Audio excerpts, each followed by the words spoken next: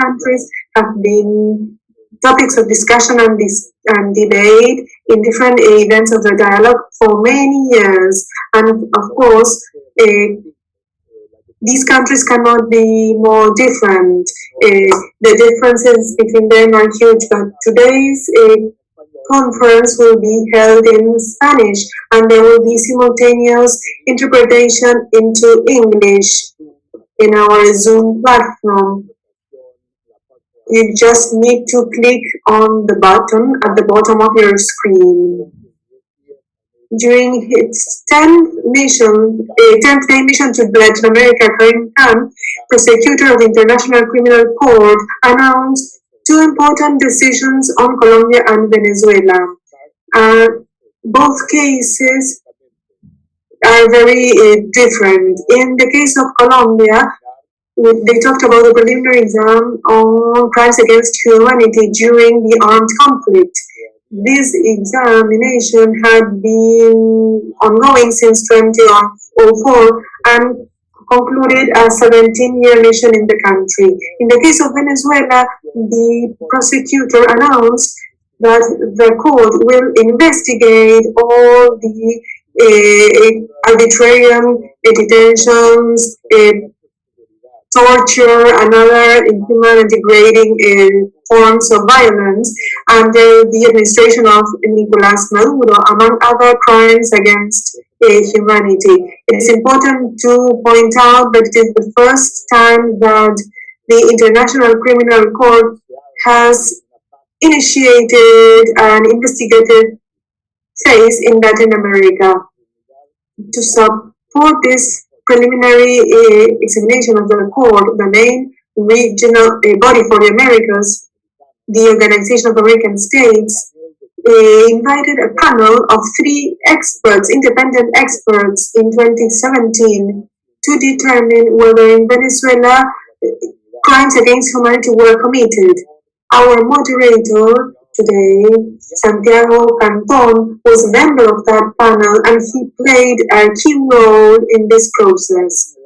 The Secretary General presented and defended the conclusions of the panel before the prosecutor of the International Criminal Court in 2018. This was the first time that a group of states presented a case before the court. These states included Argentina, Canada, Colombia, Chile, Peru, and Paraguay. Today's conversation aims at exploring both decisions of Prosecutor Khan, examining the different contexts that made this decision possible and the possible consequences, and as well as the meaning for each country and for the region. I would like to thank the excellent experts who are joining us today and who will share their points of views on this essential topic. They will be introduced appropriately by Santiago in a short while. But first of all, I would like to thank Almudena, Alfredo, Silvia, and last but not least, Dr. Jose Miguel Vivanco, our friend, our longtime friend. Also, thank you, Catherine Christie, for the coordination to organize this event. It is a pleasure now to give the floor to my colleague, Santiago Canton. He's the director of the Peter D. Bell Rule of Law program at the Dialogue. He has a vast experience in human rights. For 2 years, he was the executive secretary of the Inter-American Commission on Human Rights, and he is a worldwide figure. Santiago, thank you very much for moderating this session. You have the floor. Thank you, Michael. Before starting with the panel, I would like to make some brief comments. The panel will last an hour and a half. During the first hour, I will be asking questions to the 4 panelists. During the last half hour, questions will be answered. The audience might send the questions through the Zoom, or they might send them to the Inter-American Dialogues email meetings at the dialogue.org. You will see it on the chat. And I would like to apologize if all the questions are not answered, because this has happened in other previous seminars. I would also like to say that Jose Miguel Iranco will have to leave 5 minutes early, so I'm telling you in advance. So Jose Miguel, feel free to leave whenever you need to. Indeed, as the president of the dialogue mentioned, Michael Shifter, this decision made a couple of weeks ago surprised us from the point of view of the civil society, and I guess also from the point of view of the states. And the goal of this panel today is to try to analyze what happened and what might happen. Therefore, we have excellent speakers. I will introduce them whenever I ask the question to each one of you. I will start then with Almudena Bernabeu. Almudena is the director and co-founder of the Guernica Group that includes several groups working on international justice. She's an international lawyer with a vast trajectory in transitional justice, international law on human rights, and international criminal law too. She has participated in many cases against different international courts, just to mention one. Those of you in Latin America are aware of the massacre of Jesuits in El Salvador, and she was able to achieve the extradition of Colonel Montaño so that he could be judged in Spain. And the best way to summarize her experience is by mentioning some of the awards she received. She has received the Lettered Murphy on Human Rights, the Catherine and Church Alexander Lu, the award on the National Council of Lawyers in Spain, Hero of Human Rights from the Victims of Torture. She was in the list of 200 most important people in Time magazine of the 500 most influencing women in Spain. She is in the top 13 of the most influencing Hispanic world. And I can continue. I have reached only half of the awards she has received, but I will stop there, Almudena. I hope that is not a problem for you. And of course, she's a lawyer from the University of Valencia, and she's a member of the bar in Spain and in the US. Almudena, your experience shows the knowledge on this international topic, on justice, human rights, international criminal law. Would you please explain us so that the audience can understand what is the meaning of what happened in Venezuela by the opening up of this investigation? What does this mean? We've been working, those of us working in human rights for decades, presenting cases in the inter-American systems or to the UN, but suddenly, and also before the International Criminal Court, and nothing happened. And suddenly, the prosecutor, in a very quick visit, decided jointly with President Maduro, decided to open an investigation. What is the meaning of that? What can we expect from that? First of all, good afternoon. It is a pleasure to be here. Thank you, Michael, for your introduction, and Santiago also. I'm really pleased to be here with all these people I've known for many years. It is a pleasure. And maybe this is a quick question that you're asking from the procedural standpoint. The way in which, or the steps that the International Criminal Court takes, considering the law statute, are unknown, and we have to include ourselves in that. There have been several attempts, and it is still vague and uncertain in terms of what it means. Santiago, I would like to explain that before the International Criminal Court, there was a preliminary investigation open. Michael mentioned it, and you mentioned it. During that period, as in the case of Colombia, there's no specific term in order to close it. That's a time estimated for the prosecutor's office, which was opened during the term of Fato Ventura's prosecutor. Some events occurred, and it is of course that the preliminary investigation has to take place, and these are my own words, so as to gather information to decide whether the investigation has to be open or not. That was the preliminary stage. Apart from what might seem, and to all of us, what was happening during that phase that perhaps was not obvious, and the difficulties of creating that institution at The Hague. There was a lot of activity. Lots of things have gone by since 2017 and until this date.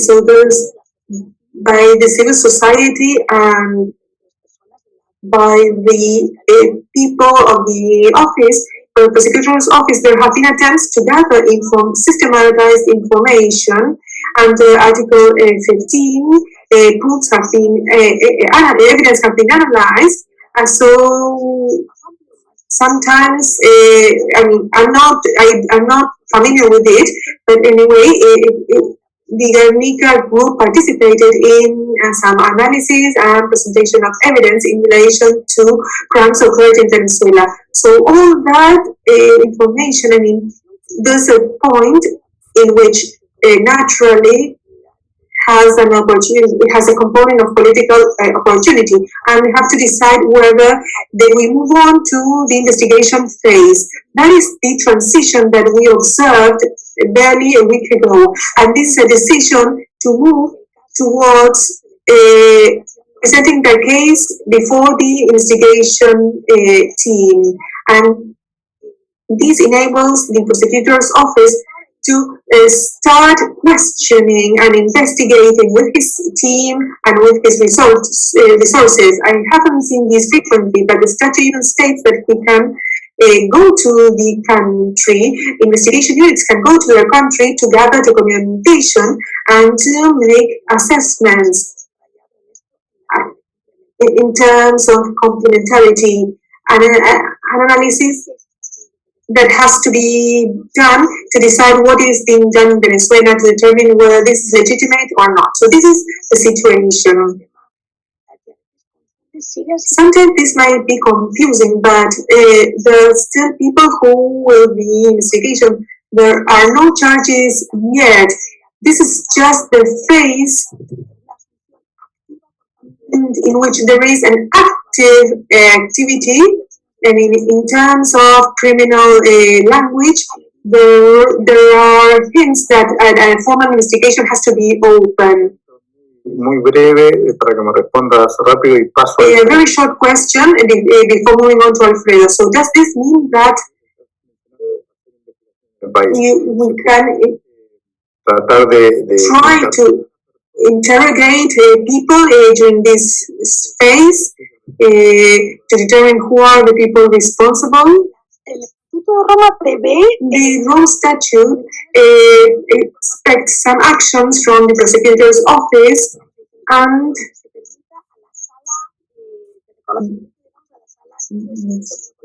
well, this is a Colombian term, but they can even serve subpoenas. There are different procedural steps that are recognized in the statute that could be activated in this investigation phase. Alfredo Romero. Thank you. Alfredo Romero. Alfredo is the executive director of the Foro Penal Venezuelan, founded in 2005, to provide pro bono support to victims of violations of human rights. Under his leadership, over 200 lawyers and 1,700 volunteers offer support to victims of violations of human rights. And today, the Forum has supported over 4,000 people in Venezuela. Alfredo was fellow of the Carr Center on the Human Rights at Harvard University. He's a professor at the Central University of Venezuela and the Catholic University André Bello. He graduated from the University André Bello and has a master's in Latin American Studies from Georgetown University and a master's from the London School of Economics. And he is one of the 4 lawyers registered before the International Criminal Court for cases in Venezuela, to litigate in Venezuela. In your relationship with the victims, I have known that since 2005 you've been working for victims of violations of human rights, and I know because I have discussed with many of them on the hope that they had on the Inter-American system. Once Venezuela withdrew from the system, the only alternative left was the International Criminal Court. So what has been the reaction of the victims? Muchas gracias, Santiago, y gracias por la oportunidad de compartir con todos. Thank you, Santiago. Thank you for this opportunity. Let me tell you, as we are talking about victims, unfortunately, I need to say it's no longer 4,000 people, more than 12,000 now, since 2002.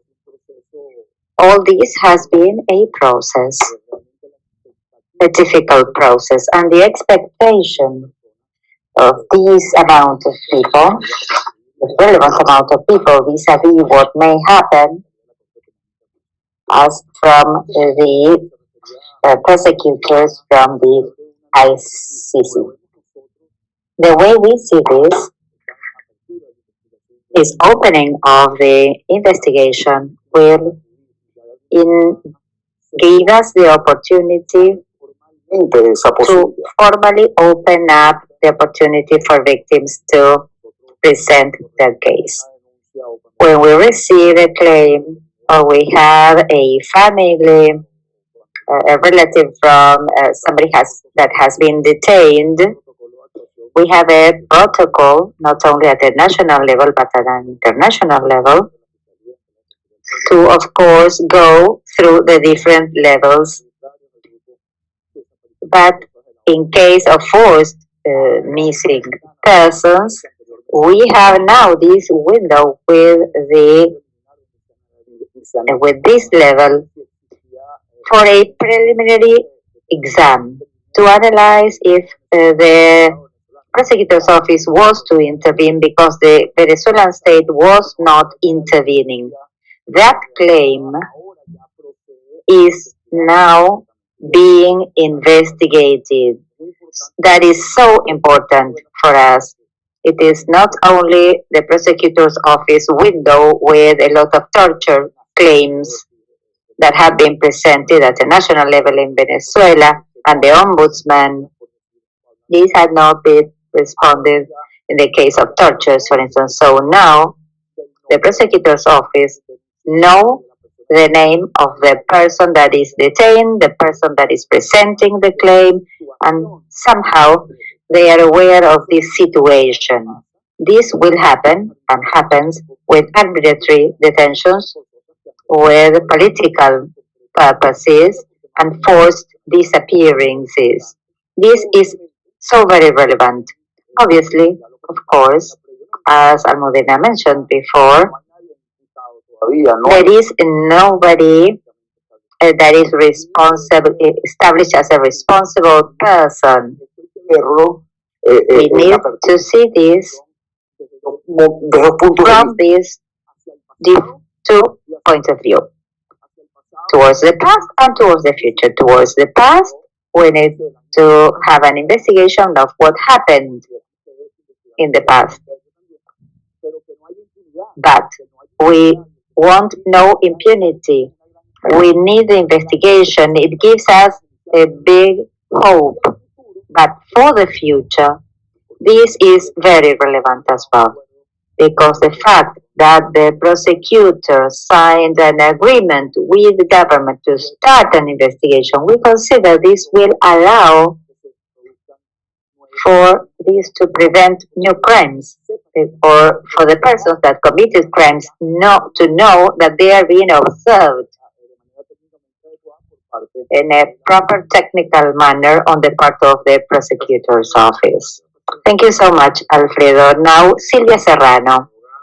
She is a lawyer working with the NIB Institute at Georgetown University. She is a professor in several universities in Latin America, lawyer at the Inter-American Human Rights Commission. She presented so many cases before the Human Rights Inter-American Court, human rights, gender issues, indigenous issues. She has a degree from the Columbia University with a master's in international relations from Georgetown University, with a master's degree in human rights, another degree from the Alicante University in Spain. Silvia, you have the floor. You have worked so many years in human rights in Latin America, specifically in Colombia. And I would like to hear about the reaction of the civil society and the victims in Venezuela. It is a question we have considering the time frame. In a time frame of 70, 60 hours, the prosecutor decided to close the case in Colombia and open the one in Venezuela. What was the reaction of victims in Colombia? Thank you, Santiago, and I want to say hello to everyone, Marco, Santiago, and all of the panelists. As is what said, the preliminary investigation was closed in Colombia. It was quite a novelty for us, and there was an agreement between the government, the president, of course, as head of state, and the prosecutor's office from the ICC. The reaction could be a bit different from the closing itself and about some of the contents in the agreement. But in general terms, the reaction of victims has not been pretty homogeneous, which is very natural in a country such as Colombia with 9 million victims from the armed conflict. You can identify, though, two different reactions from victims. On the one side, a lot of reserve from them, and in general terms, the idea is that this decision was qualified as premature by some people. I have 4 specific cases like this. And first, they emphasize the fact about the decision. We have seen the progress of the special justice for peace. We know it's not been enough for all of the crimes on the interest of the ICC, considering the ordinary justice and the special justice for peace. It is a situation of impunity. Even when this is positive, what happened, a more in-depth assessment needs to be carried out. This idea persisted for many years. That is a first reserve. Second reserve they have, it's similar, that the pressure of the existence of a preliminary exam ended up being an incentive to strengthen the will and capacity of the state to carry out truthful investigation. And that without that pressure, the victims are afraid that this work will diminish. But we've seen an enormous commitment, and victims have faced years of structural impunity. This incentive has another shade to it, not only from the institution's point of view, but also about the perpetrators. Perpetrators, without this pressure, they might lose their willingness to provide for the special justice for peace. Then the cases that are under the competence of the special justice for peace. This progress has to do with the opening of several cases, including decisions made by the special justice. These are very important achievements, but there are no definitive sanctions, and this, of course, gives the victims a certain regard of and protection. There is one last reserve about the special justice, that there are several cases that groups of victims insisted on having open and have not been opened yet, in the case of sexual violence, for instance. So without going into commenting if this has merit or not, if this is relevant or not, these groups of victims, of course, understand the closing as an element that will reduce or can reduce pressure on this being continued. At the same time, we need to consider the agreement that is quite a novelty, and it's an expression of international support to the special justice for peace. It's no secret that it has been attacked by other powers of the state. So we all know about this. It had to do with electoral use of this topic as electoral strategy, the presidential objection by President Duque in relation to the special justice for peace that was resolved at international level, compliance with measures dictated by the special justice for peace, budgets, allocations, sensitive issues, and now there is a draft on the part of the government that will change the structure of the special justice for peace.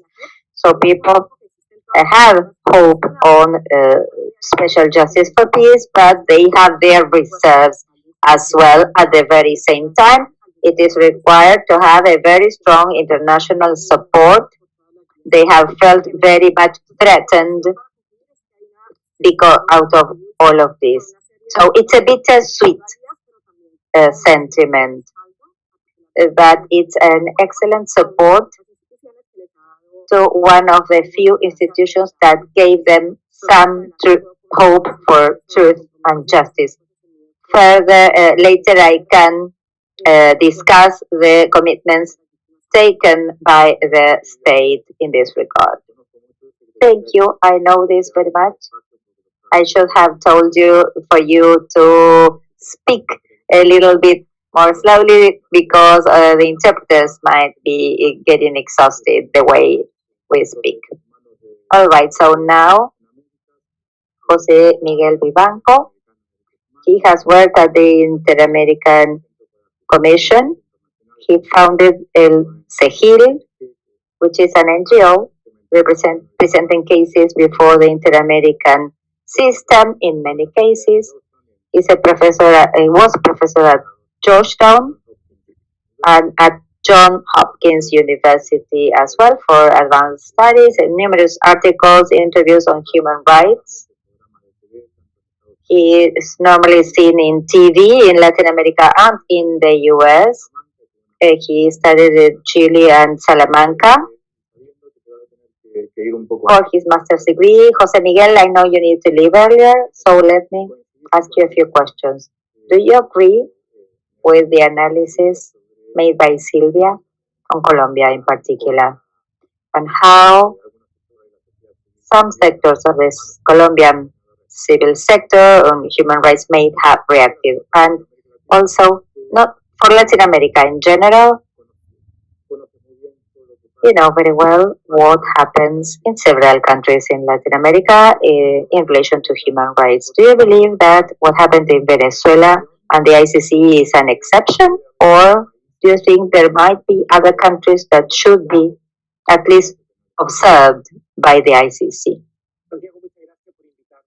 Thank you so much, Santiago, for inviting me to this relevant meeting in company of friends and colleagues that are so dear. First question you ask, if I agree or not with Silvia. I do agree with her. I believe she made a fast but good overview and diagnosis of what the reaction of the civil society can be. I subscribe myself in the first group. I'm a critical of it. I believe the decision by the prosecutor was premature. I think it's not justified. In practice, it means abandoning the Special Justice for Peace, the JEP. People require incentives, so those involved in crimes against humanity to cooperate with the authorities.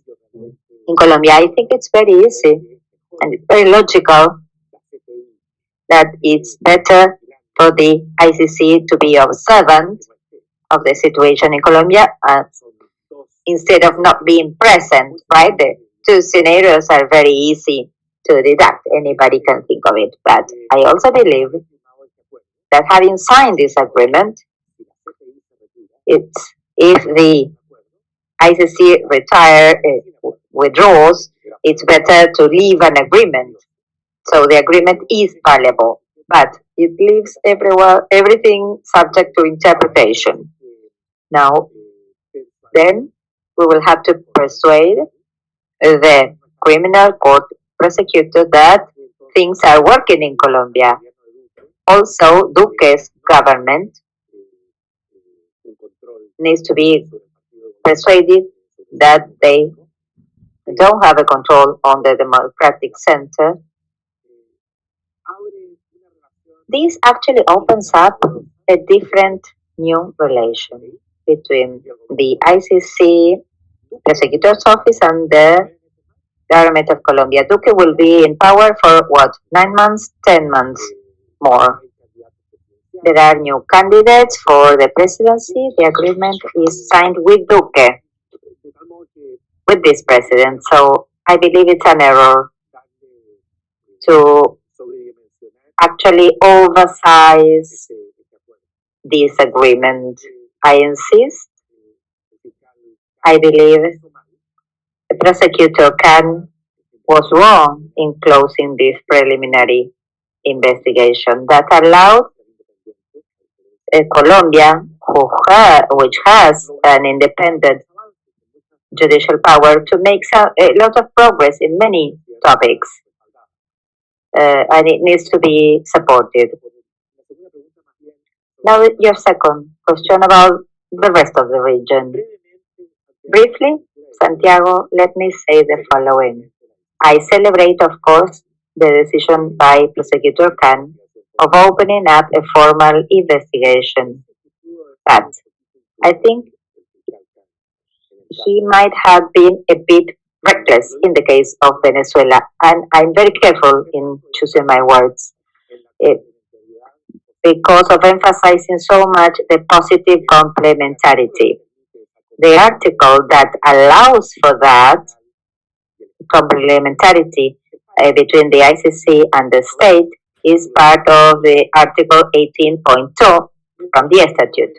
I think it was not necessary for Prosecutor Khan to emphasize that so much, understanding there is a report, the fact-finding mission, another UN body that finds reaches the conclusion first in the first report that there are crimes against humanity in Venezuela. In the second report, that there is not a judicial power that's independent and that it is truly subordinated to the executive power. These words that are so warm with dictator of Venezuela, Maduro, call my attention. Being so grateful vis-a-vis somebody that eventually could be somebody that is pointed out by the court. So the emphasis on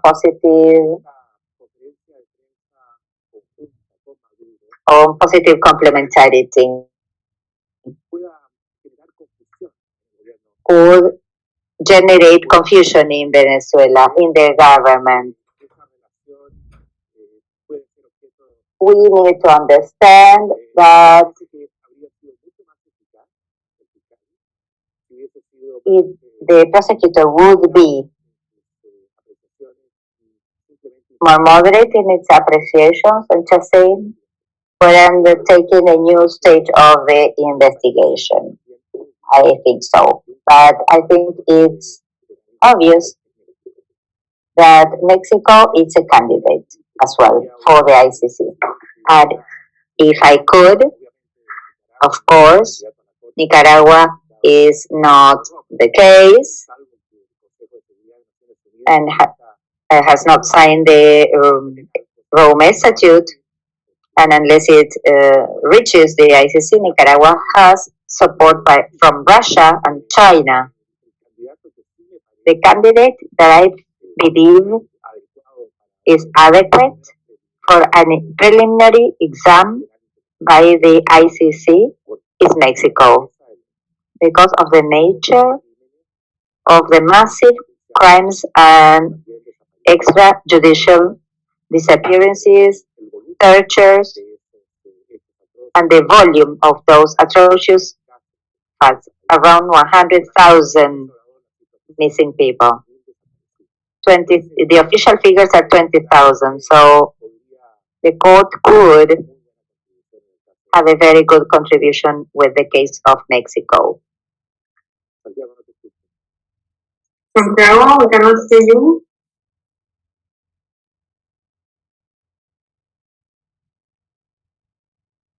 Tienes que hacer un mute, Santiago. You are muted, Santiago.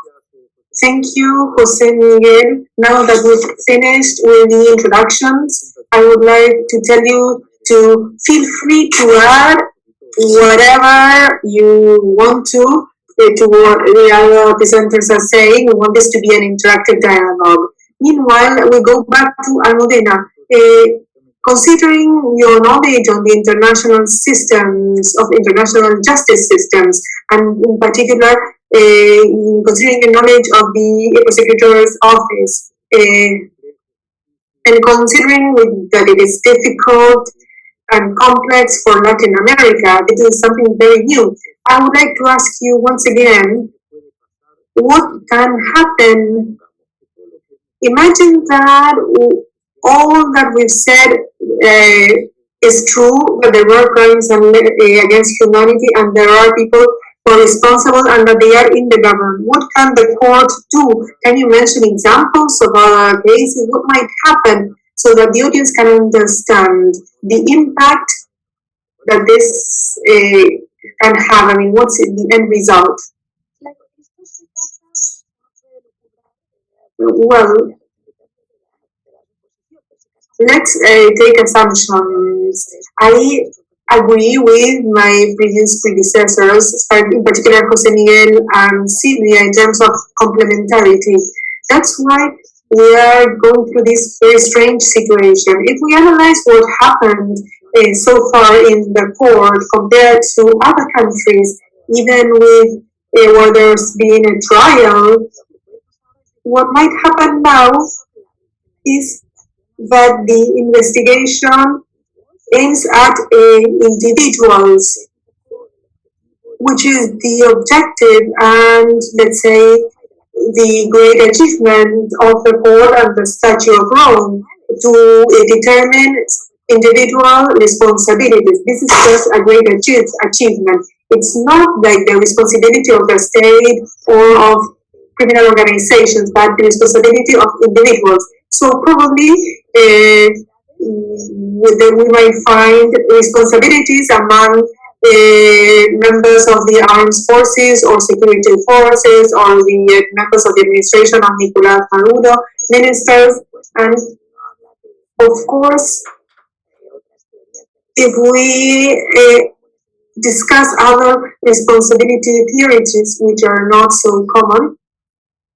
Sorry, Almudena, you're frozen.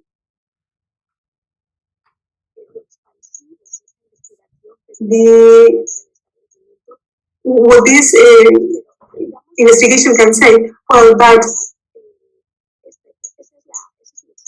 this is the objective, let's say, in terms of the purpose of this investigation.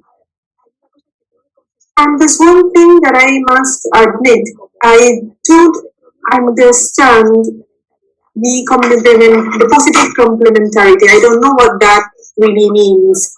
I do understand complementarity and Of course, I'm Spanish here at the team, but those of you who know Latin America and loves Latin America as I love it, we all knew that the challenge that this was for the International Criminal Court was going to be complementary.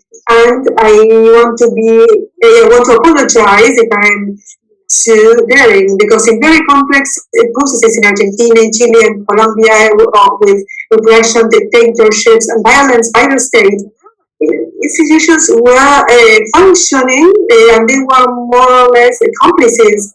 They did their job in Colombia, though in moments of violence, there was a they incarcerated politicians associated to the paramilitary. So the complementarity has to be analyzed, and I still haven't been able to understand whether this memorandum of understanding with Venezuela and this agreement with Colombia will facilitate that finding on complementarity that the court must carry out, or whether it is an obstacle, and because it calls for collaboration and transparency. So I hope that we can meet and discuss this together in the future,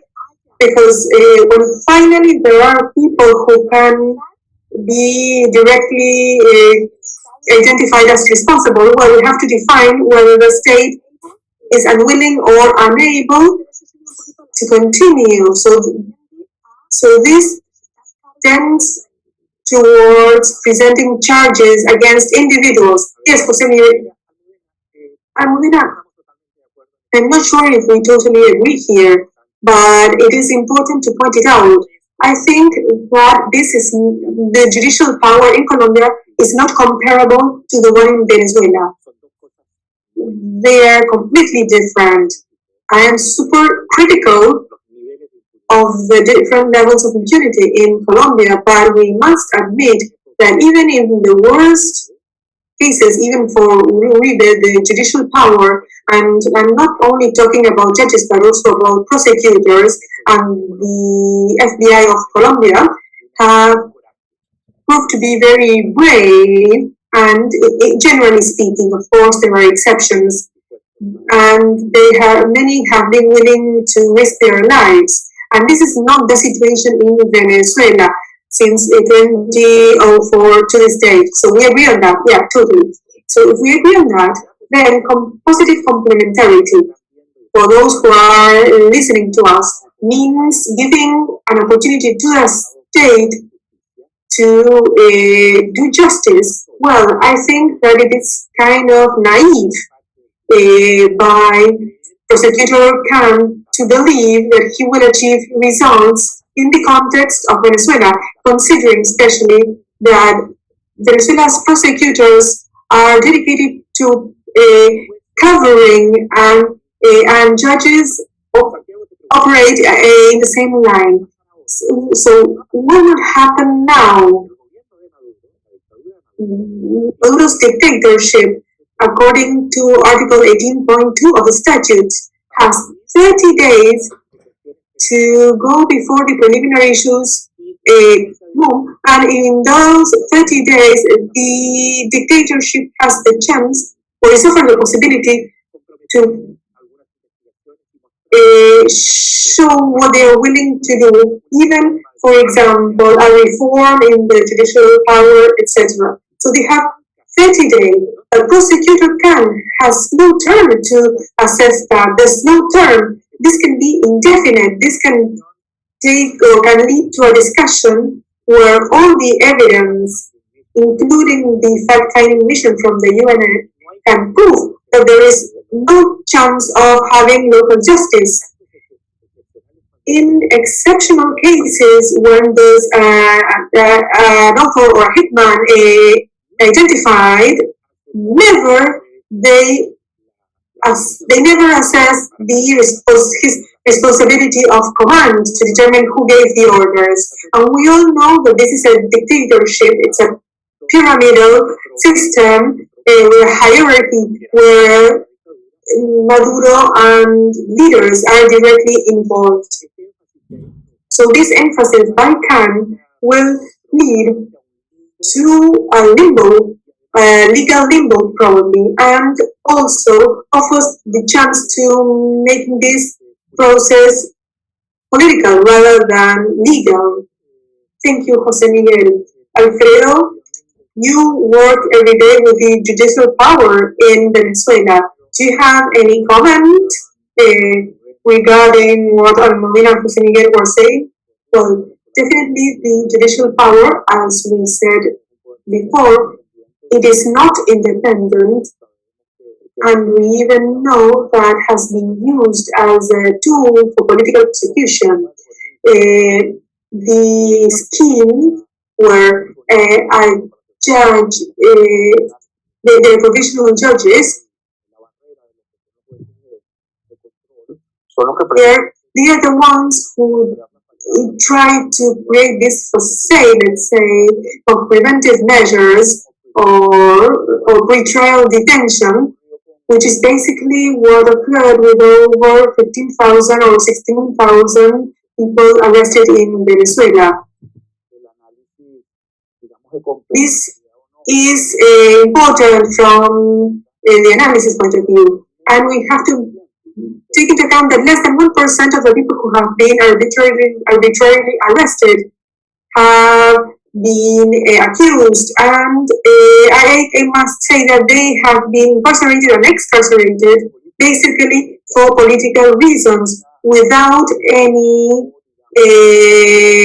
conviction or any release as a result of a legal process. I'm not sure if you remember that last year there was some pardons from the president to 53 political prisoners, and none of those pardons were granted to people who were convicted, or those pardons were for people with preventive imprisonment without the legal process. A person who can be excarcerated, a 60-year-old lady called Antonia Turbal, that she has a court order to be released because she is not responsible of anything. So that person was given a pardon. I mean, for you to get an idea of how this situation is being used. Apart from this, apart from my experience, with people deprived of freedom, people who are 3 or 4 years in prison without as a preventive measure,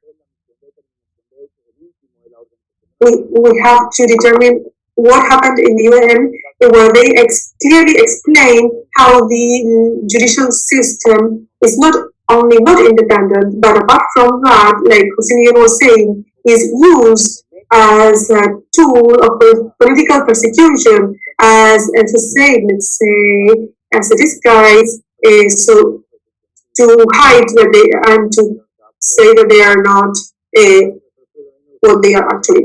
Thank you. I would like to add that since 2003, if I'm not mistaken, or 2005, the reports from the International Commission of Human Rights consistently, these reports have pointed out the lack of independence of the judicial power in Venezuela, and this has been supported by different reports from the US. I believe it is one of the countries that has had more reports in terms of lack of independence of the judicial power. So I agree with what both of you are saying in terms of complementarity. Now I will. Can I mention something? Yeah, of course. Regarding what Alfredo was saying, and this is a kind of speculation. There's no precedent, I think. There's no precedent regarding what will be the operating modes of these agreements. Then we have these 30 days, and all of us who know a little bit about Venezuela anticipate that the government will present a report saying that the human rights are respected, the judges are wonderful, and the prosecutor, I think, does not ignore this. So, since there's no precedent, I think that, as Jose Miguel is saying, it is just being naive, but it also means ignoring all these reports. And I wanted to mention this because we are in this kind of limbo. Yeah, this is a doubt that we all have in our panel. And we have to sort of, well, but we have to keep on working on that. Silvia, this is a direct question to you. Tanto tú como José Miguel You and Jose Miguel mentioned the risk of the closure of the investigation or the case in Colombia by the prosecutor's office. So the question I would like to ask you is, what do you think about that risk? I know it is very hard to answer it, but anyway, what have you heard? But especially, what happens with this closure? Is there the possibility, and this is a question for our panelists also, of opening up a case again once it has been closed? How does the International Criminal Court works in this regard? Or once it is closed, nothing can be done? En el discurso del propio fiscal. In the speech of the prosecutor, when he intervened and when he made the presentation of the agreement together with President Duque, he was very clear and said, I'm not leaving Colombia. I will keep on controlling the situation with a paradigm shift. And this paradigm shift is this agreement. So it's not the threat of a continuity of the exam, but monitoring the agreements. And so the agreements have to be met by means of annual reports, as was said during that speech, and by means of visits. And the prosecutor and the agreement also is very clear. There is a change in circumstances. This means, for example, interference of other government powers in the functioning of the GEP, or changes in the institutional framework regulated by GEP, and that could lead to a reopening of the preliminary examination. And maybe this can be a hopeful message, which is the message of the president of JEP, Mr. Cifuentes. He said, we will be the first ones to inform the prosecutor whether we are still attacked or whether we still have problems while exercising our duties. So the agreement is new because of the opens up a space, and it's a new paradigm shift in this idea of positive complementarity, but at the same time there is some kind of threat of open the preliminary examination. This is what is said, but how it works and what the circumstances are, well, we don't know, and we have to see this in practice. And this is very new, so we have to build this new paradigm. And I think it will be very important for the channel not to be a government, International Criminal Court, prosecutor directly. And in this process, we need the permanent dialogue channels with victims and with the different jurisdictions for peace, which is something this administration doesn't like very much.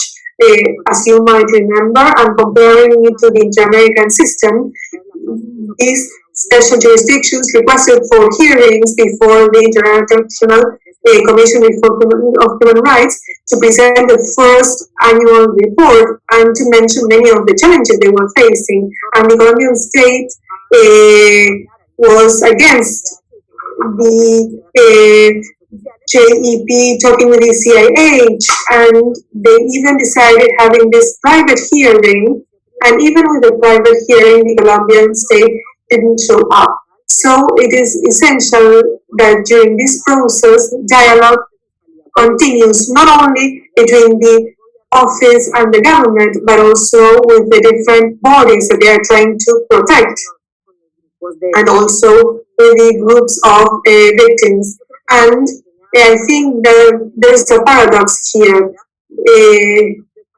According to the parameters of the functioning of the office, the closure is based on determination that there is willingness and capacity to conduct genuine investigation, but at the same time there is an agreement that is the result of the concern of the prosecutor, because that capability is undermined by attacks of the JEP. So there's this paradox that we have to close because there's capability, but I have to protect that capability because there are lots of threats that are continuing. So now we have to maximize this agreement, implementation tools, and dialogue channels to activate the reopening of the preliminary examination. Thank you, Silvia. Antes déjame hacer una pregunta. Then we will hear from Jose Miguel, but now first let me hear, tell you about a question by Cindy Wolf. She asked for Silvia or Jose Miguel. You tell us, you can both answer if you want. What can you do once you have the case in Colombia has been closed? What can be done to strengthen the JEP, the Special Justice for Peace, as from the Biden government, from the administration, from Congress? What can the U.S. do for this?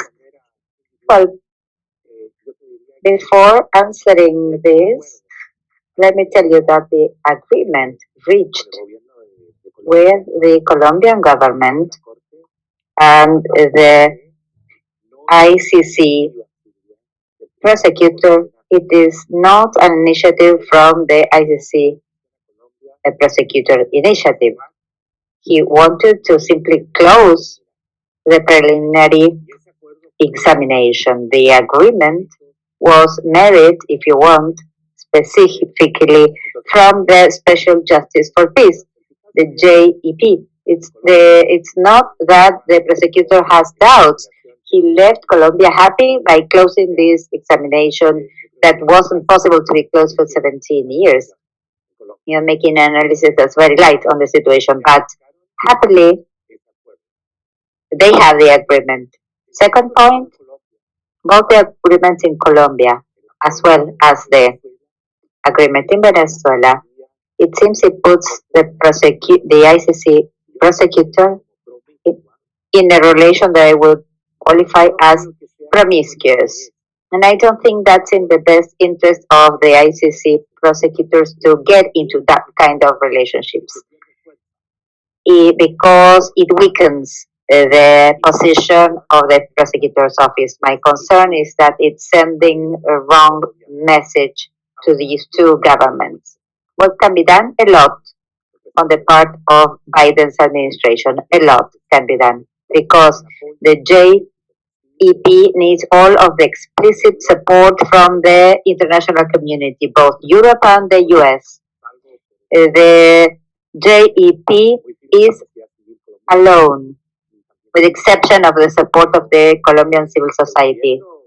The government in Colombia grudgingly accepts it, and the government ruling party wants initiatives, legislative initiatives to erode and weaken the Special Justice for Peace.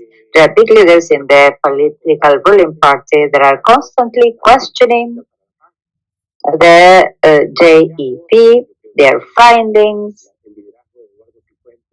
with the leadership of Eduardo Cifuentes, a lot of relevant things have been achieved, but the government of President Biden should show its support not only rhetorically and through diplomacy by means of specific resources that can be destined to support the whole system that was built to investigate these facts. Silvia, is there something you would like to add? I would add to what Jose Miguel was saying. I think this element, the idea of having the idea that it was the ICC prosecutors to come and close the examination, that was it. I think it was something that we will have present, and I agree with Jose Miguel that the analysis is a light analysis, not only for what's being said, but also for what's not being said. The analysis is quite light in relation to determine the willingness and capacity to investigate by those that will be part of the JEP, that is part of what, in my view, motivates for the closing of that examination. The agreement does not convince me, personally, with all the information we have, with all structural cases of impunity in relation to criminal justice. But even when it has, I have said what I said about the JEP, there it is very relevant that the threats they receive need to be demonstrated, and this is very important, and there is the possibility of a reopening as well, and that all has been indicated. Personally, I believe it would have been better to keep the preliminary examination for a bit longer. I understand 17 years is an excess, and the deterrent effect is lost, the impact of a preliminary hearing, but it's not been 17 years only. In the case of Colombia, it's not a closed past that doesn't happen anymore. We transitioned in a context of an armed conflict. Some mechanisms worked in a parallel fashion. So it's a particular process that's taking place in Colombia.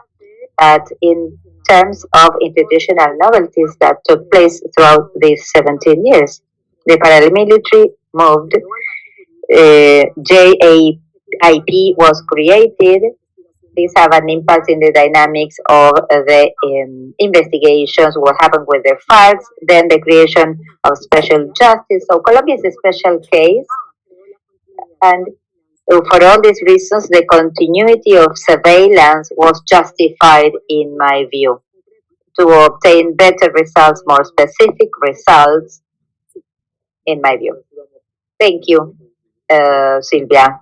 Let's give the opportunity to Venezuela to speak up. Alfredo, then. A collaboration agreement is signed. In your experience with Almudena, how do you think that it will or it may a dictatorship collaborate with the prosecutor's office? Let's see. Dictatorships are not homogeneous, right? So I'm speaking now. I'm speaking about the situation of Colombia. I'm so sorry. It is Venezuela, of course. The situation in Venezuela, I believe. I was just thinking about this before. I'm speaking for what I've seen the last 4 or 5 years. What they will do, they will defend and counterattack. I imagine they will present proof. I imagine, with from elements of the opposition. I believe they will try to hide and generate confusion, deceive, deception, and confusion. That's what I believe the tactic will be. This style of confusing, to have truth as well, saying yes on the one side and showing some action and commitment, but they are aiming to confusing. Alfredo, if you'd like to have an opinion, can we try to generate a sort of JEP in Venezuela, a special justice for this? Well, Venezuela por la justicia is what we have and what we want, because it would be wonderful to have, by miracle, to have in Venezuela a change in the justice system, for judges to be independent, for justice to investigate a series of cases that took place. And answering your question, what will be done? Well, obviously, we don't see that feasible, because what happened is the claims we make at the different levels and instances where are not responded. The courts act in a non-independent fashion. They are a political weapon. But we are seeing certain things that allow you to see that somehow there is an investigation. That's what they want to show. I don't know if this is counterproducing, because the processes that are being accelerated now to look for those responsible, but at a very low level. You're never going up the ladder. Cases that we have been litigating for years. Young person Daniel Kelly assassinated, Tabe Vallenilla, so many cases with responsibilities having been established to show that the justice is acting. Nevertheless, the situations, such as, for instance, there was a modification of the organic procedural criminal code to establish that preventive prison can only last a maximum with extensions of 3 years. That's the cap, which is a lot in comparison to other countries. But you see that there are such political benefits of using political prisoners as a chipping bargain, that most of them have been there for more than 3 years. There's a woman, Mirlene Desgrenid. Her preventive prison has been for more than 3 years, and we have requested for her excarceration, because preventive prison, she has not been convicted yet, and she is kept there with no justification being provided. So we want efficient decisions that allow for this positive complementarity, to allow to prove or to prove enough that the just system of justice is working, and that this is another topic for another moment. But this goes against the big benefit of the opportunity of sustaining the political power, that is repression. Repression, political imprisonment, everything that's happening in Venezuela, this is normalized now in Venezuela. And people just see that it's normal that you have political prisoners. And I repeat, this is a mechanism to sustain the regime. Now Jose Miguel.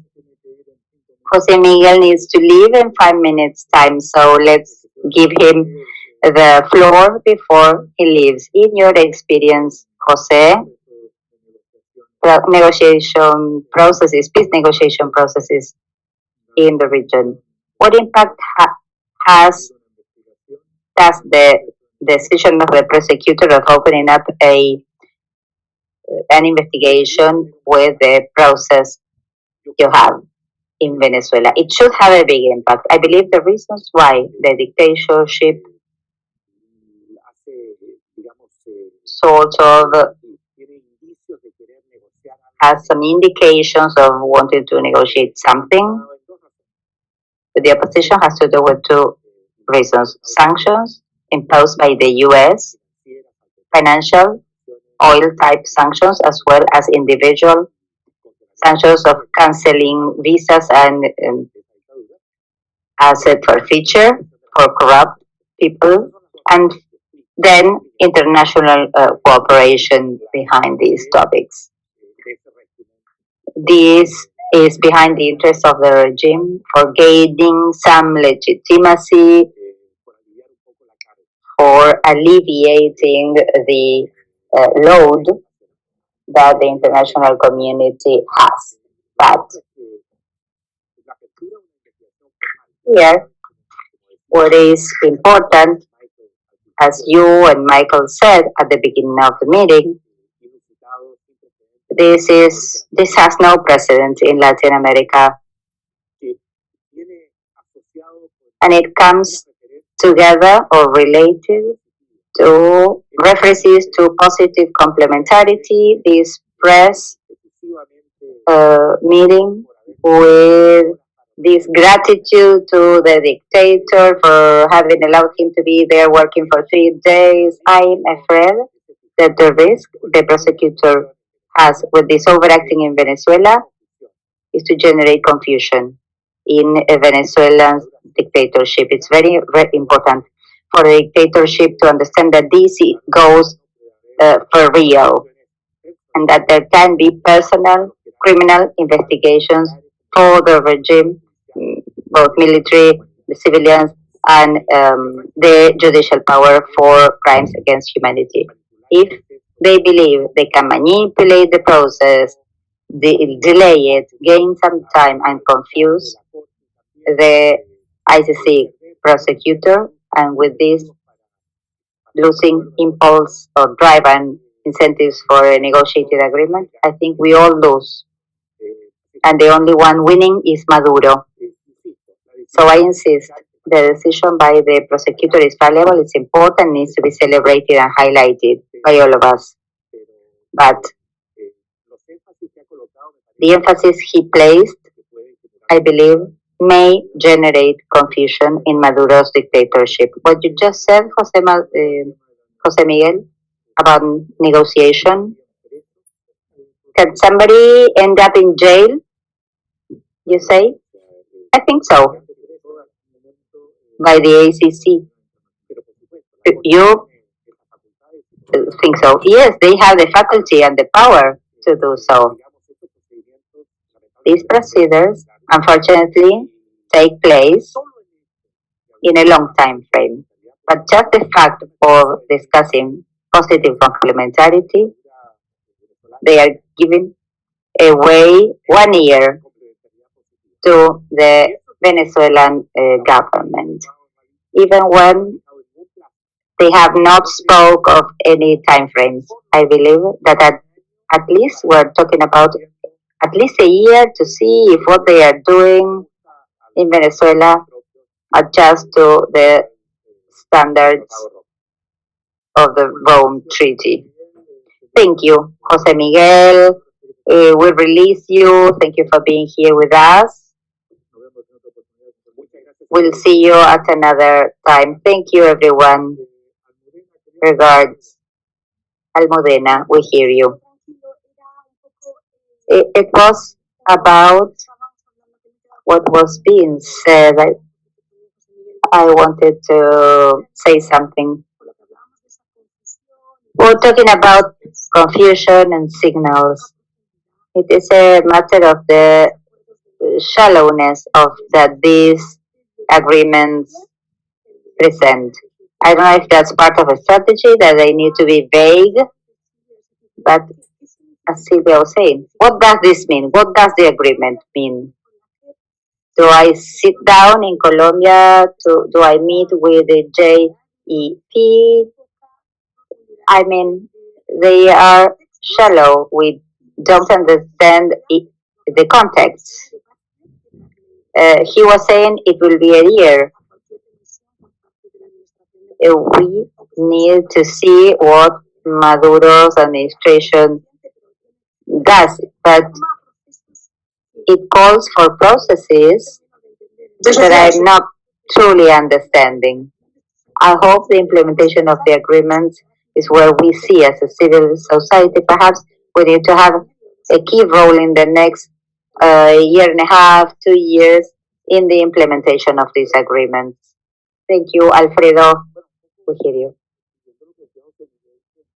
Well, continuing with what Jose Miguel was saying,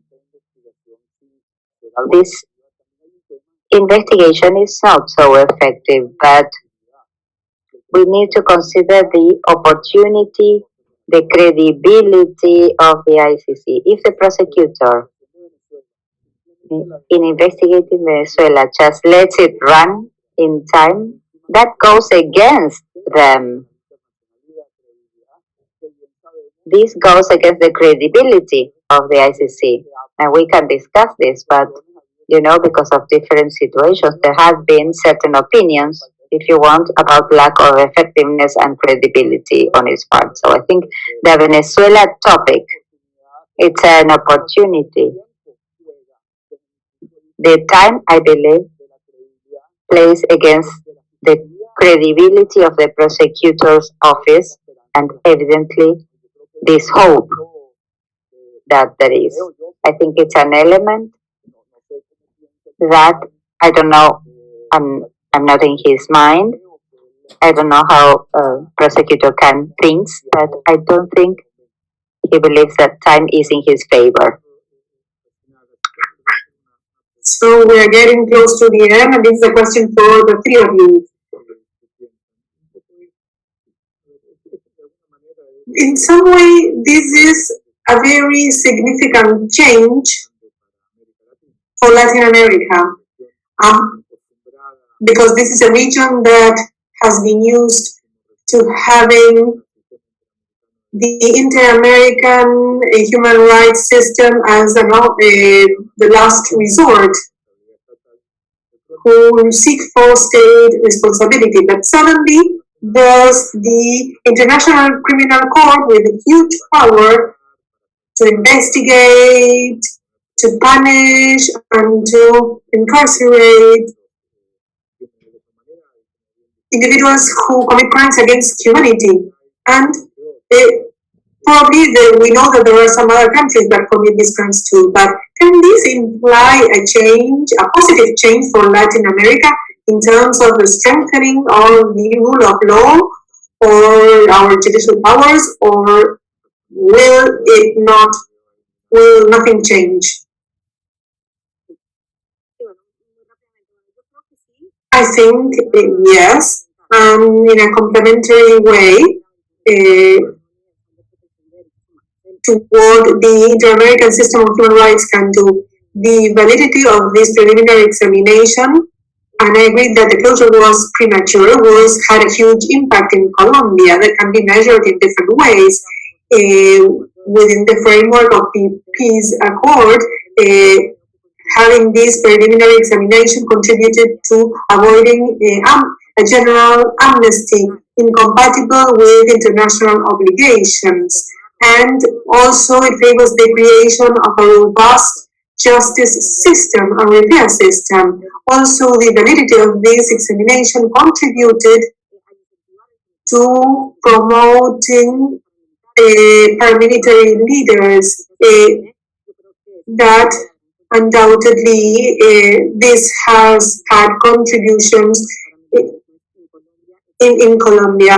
And in the ordinary justice also it had an impact, because even though impunity prevails, these new schemes of investigations and cases will be favorable. So it had an impact, and it is a complementary impact to that of the Inter-American system on human rights.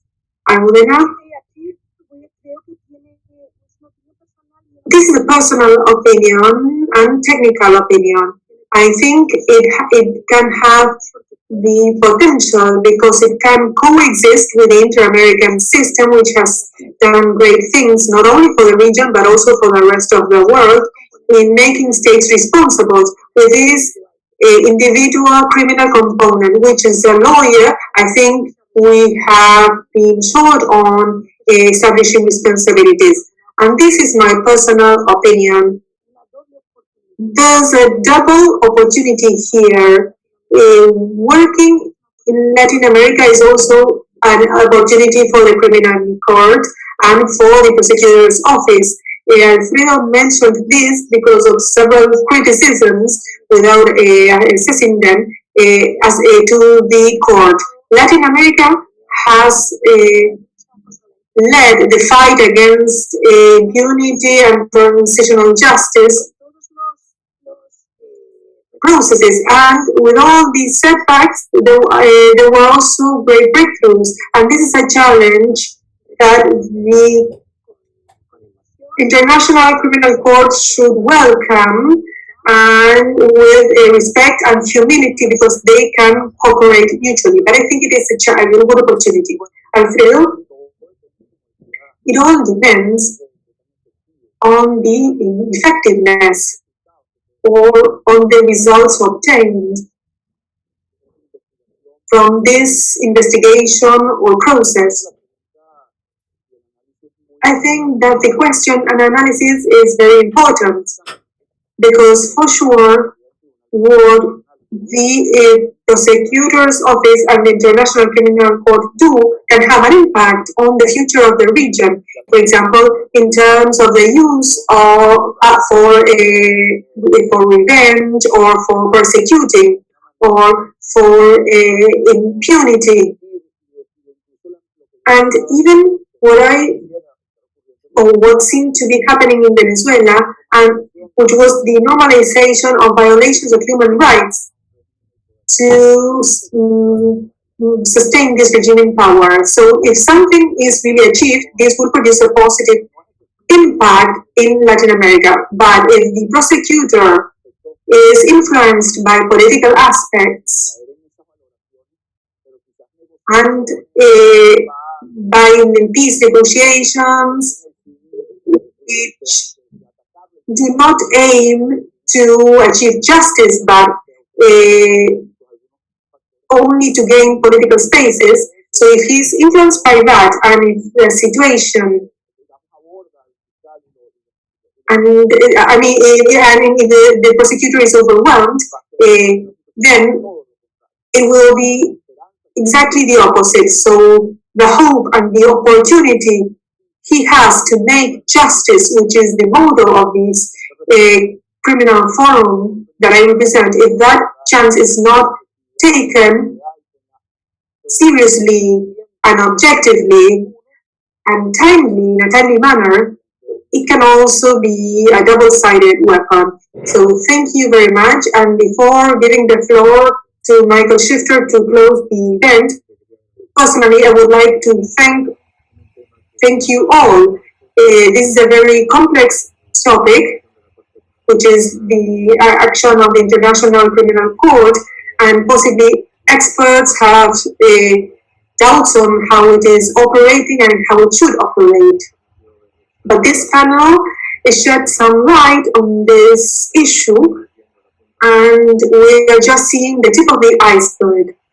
Like Jose Miguel was saying also, this will be a matter of discussion for the future, and we will have to have more discussions with experts in order to understand the scope for Venezuela, Colombia, and all the region. So thank you very much. It's been a pleasure to seeing you, even if it's virtually. So Michael, you have the floor. Thank you, Santiago. And for this 1 hour and a half, I was listening to 5 brilliant lawyers, so they almost inspired me to study law. Maybe it's a little bit late in my career, but I've learned a lot. And as Santiago was saying, first of all, this shows the complexity of the issue, and secondly, there are many questions. We still need to see how this will work. We cannot reach definite conclusions. We won't know if this will change things in Venezuela or the effects in Colombia. It is very complex and there are many aspects to it.